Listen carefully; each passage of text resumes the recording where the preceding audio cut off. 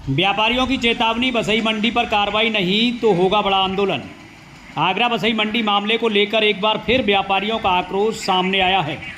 गुरुवार को बरौली मंडी के व्यापारियों ने प्रेस वार्ता कर ऐलान किया कि यदि प्रशासन ने बसई मंडी पर कार्रवाई नहीं की तो 1 अगस्त से अनिश्चितकालीन धरना शुरू किया जाएगा।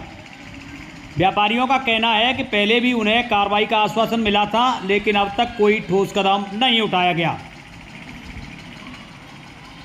चेतावनी देते हुए उन्होंने कहा है कि यदि फिर भी कार्रवाई नहीं हुई तो सिकंदरा मंडी के व्यापारियों के साथ मिलकर बरौली और सिकंदरा मंडी बंद करने का निर्णय लिया जाएगा। अब सभी की नज़र प्रशासन की अगली कार्रवाई पर टिकी है कि वहाँ पर आज भी फुटकर व्यापार है और पहले भी फुटकर व्यापार था। अधिसूचना जारी होने से पहले फुटकर व्यापार स्थान को ही मंडी उपस्थल घोषित कराया है। अधिनियम की धारा 7 का 1 का दुरुपयोग किया गया है, उल्लंघन किया है। इस वजह से वह सूचना गलत जारी हुई है। प्रेस कॉन्फ्रेंस का मुख्य उद्देश्य क्या है, किस सब विषय में रखी गई है? जी, मैं अजीत सिंह, मैं मंडी एसोसिएशन का कोषाध्यक्ष हूँ।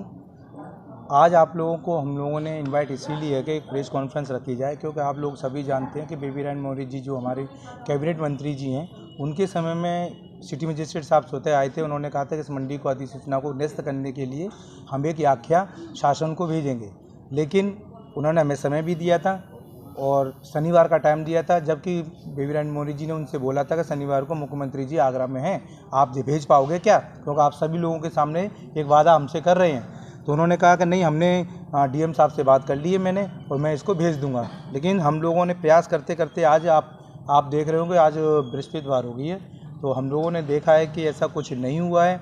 और हम डीएम साहब से भी मिले थे, तो डीएम साहब ने भी ऐसा कोई आश्वासन हमें नहीं दिया है कि हम उस आख्या को आगे भेजेंगे।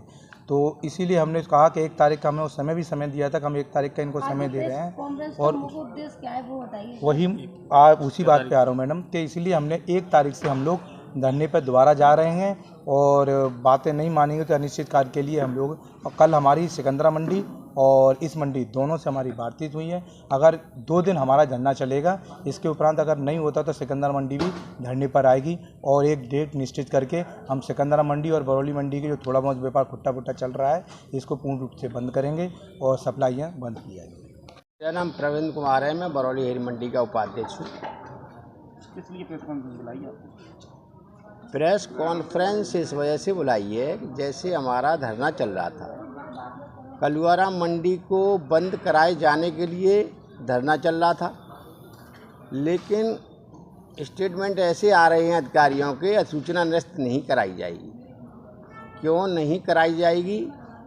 बात ये है क्योंकि अधिनियम की धाराओं में साफ साफ स्पष्ट है कि फुटकर व्यापार के स्थान को मंडी उपस्थल घोषित नहीं किया जाएगा।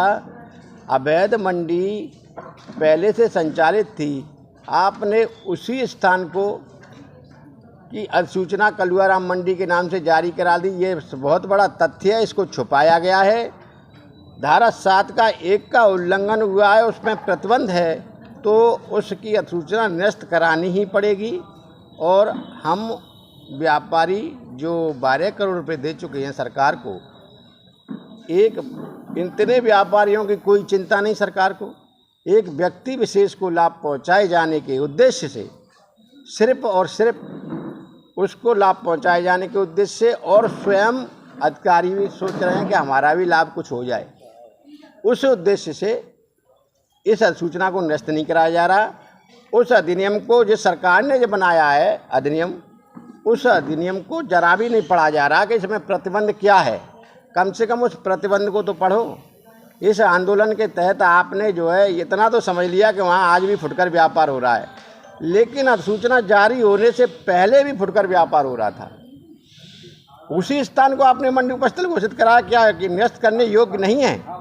उसको निरस्त करना ही पड़ेगा, क्योंकि एक सरकारी मंडी जो बनी है उसी अवैध मंडी बसई को संचालित थी, उसी को बंद कराए जाने के आश्वासन पर इसका आवंटन हुआ था। मेरा नाम प्रवीण हूँ कि हमारे पैसे वापस करे सरकार, और अगर कलुआराम मंडी को चलानी है तो चलाओ।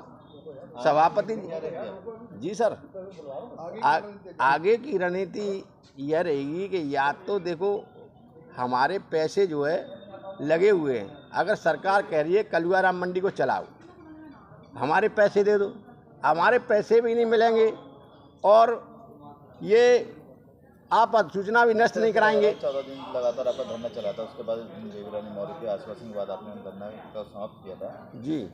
इसके आगे क्या आपकी रणनीति रहेगी? क्या धरना आप जारी रखेंगे? क्या है अब ये आंदोलन में तो हमको करना ही पड़ेगा। करो मरो की स्थिति में हम आ जाएंगे व्यापारी और ईंट से ईंट बजाने के लिए तैयार हो जाएंगे। हम अधिकारियों को कोसेंगे, अगर अधिकारी हमारी बात नहीं सुनेंगे तो हम इस धरना प्रदर्शन के माध्यम से अधिकारियों को भी कोसेंगे, शासन को भी कोसेंगे। जब अधिसूचना गलत जारी हुई है उसे नष्ट कराओ भैया। ठीक है, ओके।